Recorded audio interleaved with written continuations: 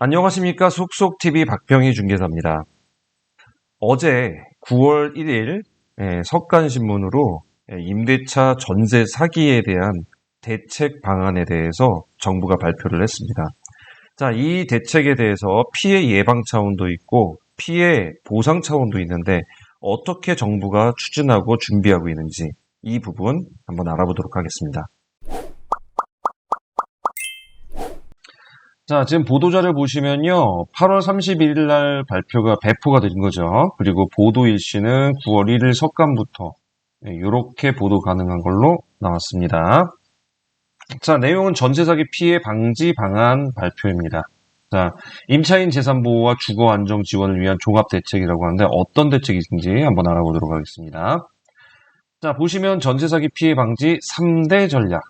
세 가지 큰 전략이 있는데 뭔가면요. 여기 보시면 전세 사기 피해 예방이 있고요. 전세 사기 피해 지원이 있고요. 그리고 또 하나는 전세 사기 단속 및 처벌 강화.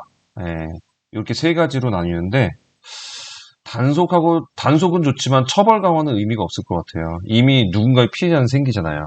그러니까 요거는 어떻게 될지 구체적으로 한번 보도록 하고요. 자, 전체적인 내용, 개괄적인 내용 한번 보도록 하겠습니다. 자, 전세 사기 피해 예방은요.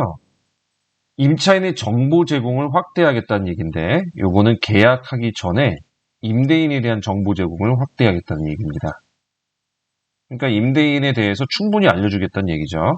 그거를 자가진단 안심전세 앱이란 걸 구축해가지고 이거를 휴대폰으로 누구든지 볼 수 있도록 할 수 있겠다 이 얘기인데 이게 내년 1월부터 가능하다고 합니다. 그러니까 한번 1월 지켜보시면 될 것 같고요. 두 번째로는 선순위 권리관계 확인 권한이 부여된다고 합니다. 이거 굉장히 중요했었어요. 그러니까 일전에 국세 미납에 대해서 임차인들이 사기를 당했던 사례들이 몇 있었거든요. 근데 이번처럼 이게 막 빌라의 신이 뭐니 해가지고 막 1200세대, 3000세대 이런 게 아니라 어쩌다 한두 세대였어요. 그러니까 이렇게까지는 아니었는데 이번엔 너무 심각하다 보니까 선순위 권리관계 확인을 권한을 주겠다라는 건데 이게 조금 애매할 수 있어요. 디테일에선 왜냐면 이게 사실 개인정보잖아요. 그러니까 이게 쉽게 못 주게 될 건데 이제 그거를 권한을 임차인에게 부여를 하겠다라는 게 이제 이번에 얘기입니다. 어떻게 할 건지 디테일은 나중에 차차 알아볼게요. 자, 안전한 거래 환경 조성 이게 두 번째인데요. 피해 예방 차원에서 두 번째입니다. 임대사업자 관리 강화 그런데 임대사업자 관리는 제가 볼 때도 의미가 없어 보입니다. 전세 사기하고는 거리가 멀어요. 자, 시장 감시 기능 확대. 이거는 공인중개사에게 감시 기능을 확대시켜가지고 포상을 하겠다는 건데 이것도 취지는 좋으나 실제 가능할까? 요거에 대해서 참 걱정이 되고요. 세 번째는 공정한 가격 산정 체계 마련. 굉장히 좋아요. 그런데 실상 보면 어떤 문제가 있는지 이것도 내부에서 한번 알아봐서 알려드리도록 하겠습니다. 네 번째는 이제 고전세가율 지역을 관리. 이거 특별 관리하겠다는 얘기거든요. 지자체가. 여기서도 지금 보면 다 취지들은 좋아요. 이상적이고 너무 좋은데 실현이 가능할까 하는 게 살짝 걱정이에요. 이 부분도 자세히 알아보도록 하겠습니다. 자, 전세 사기 피해 예방의 세 번째는요. 임차인의 법적 권리를 강화하겠다는 얘기입니다.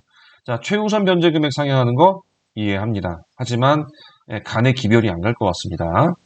억대 재산의 보증금에서 몇 천의 최우선 변제금은 썩 그렇게 좋을 것 같지는 않아요. 어쨌든 한다고 해서 나쁠 건 없으니까 좋다고 보고요. 두 번째 임차인의 대항력을 보강하겠다고 하는데 요거 내면 잘 봐야 될 것 같아요. 네. 어떻게 되는지 한번 확인해 보고 이 부분 알려드리도록 하겠습니다. 대항력이 진짜 제대로 보강돼서 권리 물권에 좀 대항할 수 있으면 참 좋겠는데 그 대항력까지는 조금 순위에서 밀리는 경우가 있었거든요. 그 부분 한번 알아보도록 하겠습니다. 자, 두 번째로는 전세 사기 피해 지원이 있는데요. 피해가 일어난 다음에 지원을 해주겠다는 거죠. 원스톱 서비스라고 해서 허근의 전세 피해 지원 센터를 설치하게 되는데 뭘 도와줄지는 한번 눈여겨보겠습니다.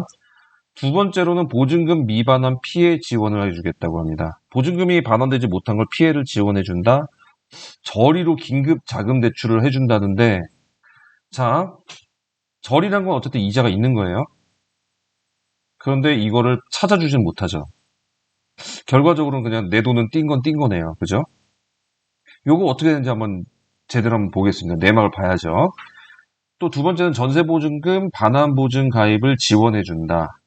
자, 반환보증 가입을 지원해준다는 거는 가입비를 준다는 건가요? 이 보증보험료를 준다는 걸까요? 어쨌든 좀 그럴 것 같으니까 한번 이것도 지켜보겠습니다. 그리고 세 번째가 대단해요. 긴급 거처 제공.